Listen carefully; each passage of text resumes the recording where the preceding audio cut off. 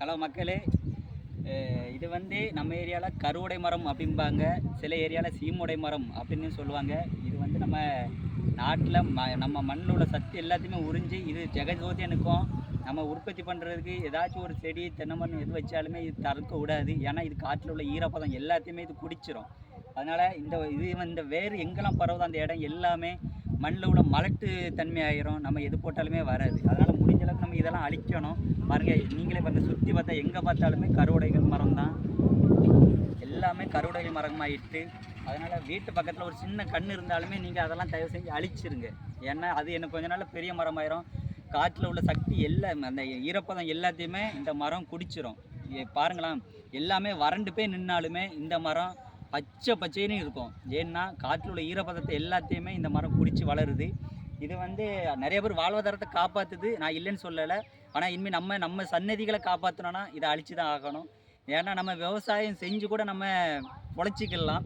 நம்ம சன்னதிகள் இனிமேல் இது இருந்துச்சுன்னா எதுவுமே மிஞ்சாது. தண்ணிகள் நீர்மட்டம் ரொம்ப கீழே போயிடும், அழிகிற அளவுக்கு கூட வரலாம். மழை இல்லை அப்படின்னா இந்த தண்ணி எல்லாமே உறிஞ்சிடும். வெயில் தாக்கத்தினாலே பச்சை புல்லுகள் எல்லாமே வாடிவிடும். ஆடு மாடு எல்லாமே ரொம்ப கஷ்டப்படும்.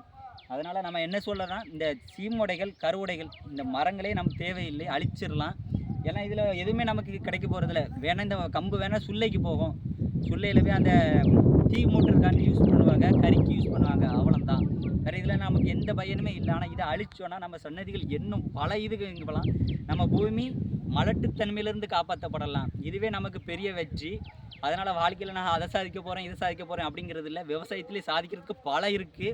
அதனால் இந்த மரத்தெல்லாம் நம்ம வெட்டணும். நான் இப்போ என்ன பண்ண வந்தோன்னா இந்த மரத்தை வெட்டலாம் அப்படிங்கிறதுக்காண்டி வந்தோம். என்னை மாதிரி இளைஞர்கள் நிறைய பேர் இருக்கிறீங்க.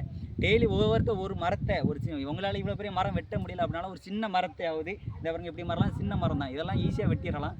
வெட்டினீங்கன்னா மரம் இது இதாகிரும். நம்ம இதில் தென்னை மரம் வச்சா ஓஹோன்னு ஜம்முனி வரும். தென்னை மரத்தில் நிறைய பயன்கள் இருக்குது. அதனால் நம்ம இதெல்லாம் முதல்ல அழிச்சிட்டு இப்போ நாங்கள் எதுக்கு வந்திருக்கோன்னா இந்த மரத்தை வெட்டுறதுக்கு தான் வந்திருக்கேன். என்னை மாதிரி இளைஞர்கள் நீங்கள் நிறைய வரலாம்.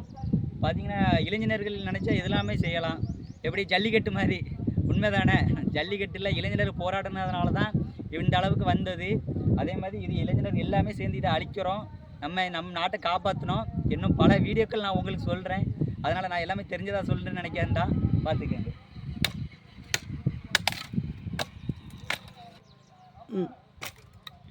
நான் இந்த உடையை இன்றைக்கி நான் அழிச்சிருவேன். இந்த உடை இன்றைக்கி என்னால் அழிஞ்சிரும். ஆனால் இது பல விதைகள் பழுத்து கொண்டு இருக்குது.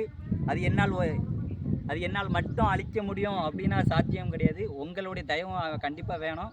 இந்த மரத்தை நம்ம அழிக்கணும். நம் நாட்டு மக்களுக்கு எல்லாத்துக்குமே நன்மை தரக்கூடிய ஒரு விஷயத்தை செஞ்சுட்டு போகலான்னு நினைக்கிறேன். அதே போல் இந்த மரம் இனிமேல் நம் கண்மேல் நிற்கக்கூடாது, இருந்தால் நம் சன்னதிகள் வாழாது. அதை நான் தெளிவாக இந்த இடத்துல சொல்கிறேன். தேங்க்யூ மக்களே. இன்னும் பல வீடியோக்கள் நான் உங்களுக்கு கண்டிப்பாக அனுப்புவேன். நன்றி, வணக்கம்.